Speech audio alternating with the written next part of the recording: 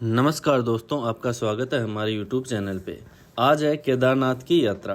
केदारनाथ की यात्रा के लिए आपको सर्वप्रथम हरिद्वार से फिर ऋषिकेश जा सकते हो, या हरिद्वार से सीधे आप केदारनाथ के लिए निकल सकते हो। ऋषिकेश से 240 किलोमीटर है और पैदल यात्रा 16 किलोमीटर की है।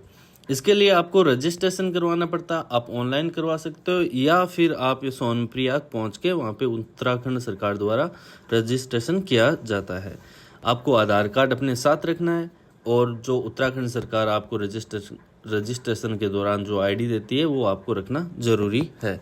सोनप्रयाग है, वहाँ पे दो नदियों का मिलन होता है, एक वासुकी है, एक मंदाकिनी है। तो दोस्तों, आपको केदारनाथ की यात्रा के दौरान जो ऐतिहासिक जानकारी और पौराणिक जानकारी है वो उससे अवगत कराएंगे। तो दोस्तों, भारत के उत्तराखंड राज्य के गढ़वाल मंडल के रुद्रप्रयाग जिले में स्थित एक नगर है। मुख्यालय रुद्रप्रयाग से लगभग 86 किलोमीटर दूर है ये केदारनाथ धाम, जो हिंदू धर्म के अनुयायियों के लिए पवित्र स्थल माना जाता है। यहाँ पे केदारनाथ मंदिर शिवलिंग 12 ज्योतिर्लिंगों में से एक है। हिंदू धर्म के 4 धाम हैं और इन्हें पंच केदार में गिना जाता है। हिंदू पौराणिक कथाओं के अनुसार केदारनाथ 12 ज्योतिर्लिंगों में से एक है, जिन्हें भगवान शिव का सबसे पवित्र स्थल माना जाता है। कहानी यह है कि कुरुक्षेत्र के बाद पांडवों ने जब युद्ध के दौरान किए गए अपने पापों का, विशेषकर अपने रिश्तेदारों की हत्याओं के लिए भगवान शिव से क्षमा मांगी। हालांकि शिव उनसे मिलना नहीं चाहते थे। उन्होंने एक नंदी का रूप धारण किया और हिमालय के गढ़वाल क्षेत्र में छिप गए थे। माफी मांगने के लिए दृढ़ संकल्पित पांडवों ने शिव का पीछा किया। अंततः उन्हें मंदाकिनी और गंगा नदियों के संगम पर पाया। उन्हें पहचान कर शिव ने जमीन में गोता लगाया, लेकिन भीम ने बैल के पूंछ पकड़ ली। शिव ने उनकी दृढ़ता और भक्ति से प्रसन्न होकर उन्हें क्षमा कर दिया और 5 अलग अलग स्थानों पर अपने दिव्य रूप में प्रकट हुए, जिन्हें अब पंच केदार के नाम से जाना जाता है। बैल का जो कुब्र था वो केदारनाथ में प्रकट हुआ था, जहां भगवान शिव के सम्मान के लिए एक मंदिर बनाया गया। माना जाता है कि वर्तमान मंदिर का निर्माण 8वीं शताब्दी में महान भारतीय दार्शनिक और धर्मशास्त्रिक आदि शंकराचार्य द्वारा किया गया था। शंकराचार्य ने यहाँ पे 62 वर्ष की उम्र में केदारनाथ में समाधि ले ली थी। उन्होंने वर्तमान मंदिर बनवाया था। यहाँ एक झील है जिसमें बर्फ तैरती रहती है। इस झील के बारे में प्रचलित है कि इसी झील में युधिष्ठिर स्वर्ग गए थे।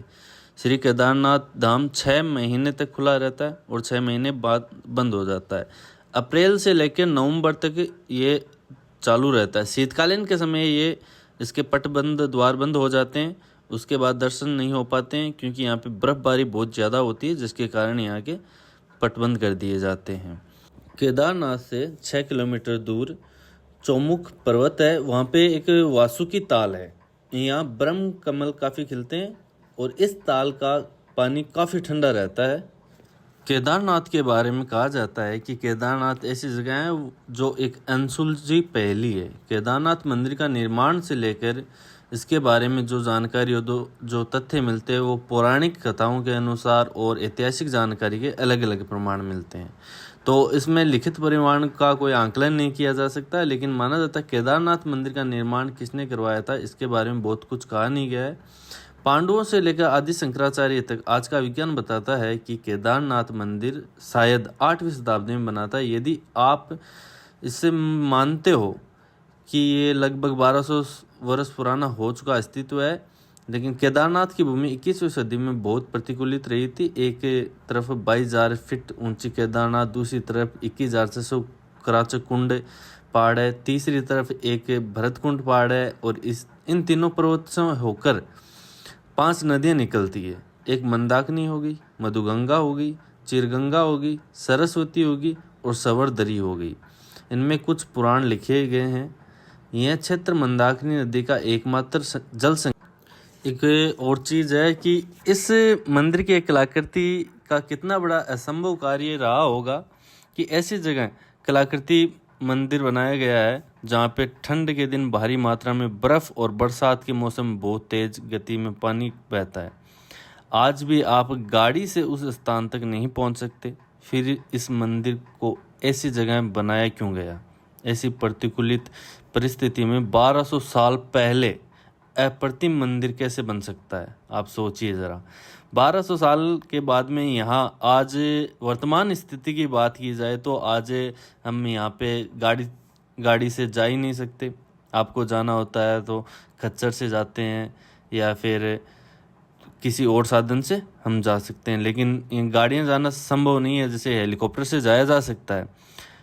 इतने बड़े ढांचे को बनाने के लिए जेसीबी की ज़रूरत पड़ती है आज के टाइम पे, है ना। तो देख लो कितना असंभव कार्य रहा होगा ये, और इतना मजबूत कार्य क्या।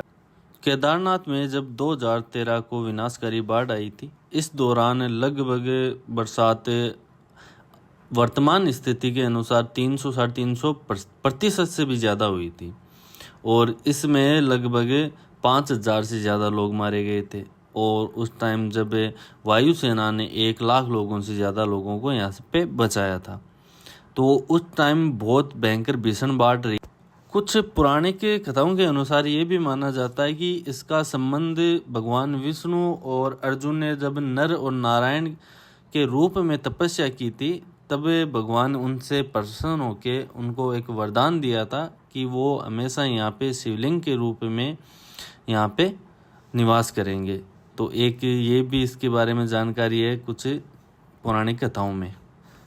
यहाँ पे केदारनाथ जो मंदिर है इसे पंच केदार के नाम से भी जाना जाता है, क्योंकि एक तो केदारनाथ हो गया, दूसरा तुंगनाथ हो गया। तुंगनाथ में शिव जी की भुजाएं हैं, और एक रुद्रनाथ हो गया जहाँ पे माना जाता है शिव जी का मुख है, और माहेश्वर है एक जहाँ पे इनकी नाभि है, और जटा है वो कपिलेश्वर के नाम से जाना जाता है। इन चारों स्थानों प्लस एक केदारनाथ को मिलाकर इन्हें पंच केदार कहा जाता है। और माना जाता है कि केदारनाथ की यात्रा तभी सफल मानी जाती है जब आप बद्रीनाथ के भी साथ दर्शन करके आओ, तभी केदारनाथ की यात्रा सफल मानी जाती है। केदारनाथ की यात्रा के अलावा यहाँ पे अन्य मंदिर भी हैं। बद्रीनाथ हो गया, गंगोत्री हो गया, यमुनोत्री हो गया, ये 2-3 मंदिर और यहाँ पे हैं जो केदारनाथ यात्रा के दौरान शामिल किए जा सकते हैं, और यहाँ पे भी आप दर्शन करने के लिए जा सकते हो। केदारनाथ में मंदिर का जो आम दर्शनीय प्रातःकाल सुबह 6 बजे खुलता है, और दोपहर को 3 से 5 बजे तक विशेष पूजा की जाती है।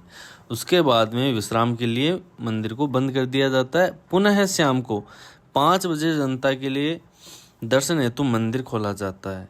तो दोस्तों ये है केदारनाथ मंदिर का दृश्य। आप देख सकते हैं कितना शानदार और कितना अच्छा लग रहा है। मुझे तो पता है भाई, बहुत सुकून मिलता है यहाँ पे आके।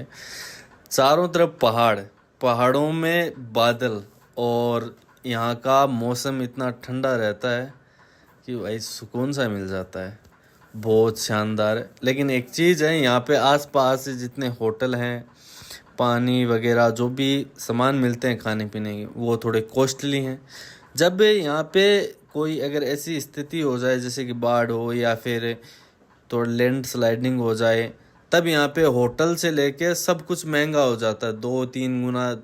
पता ही नहीं चलेगा आपको कि इतना महंगा क्यों हो रहा है।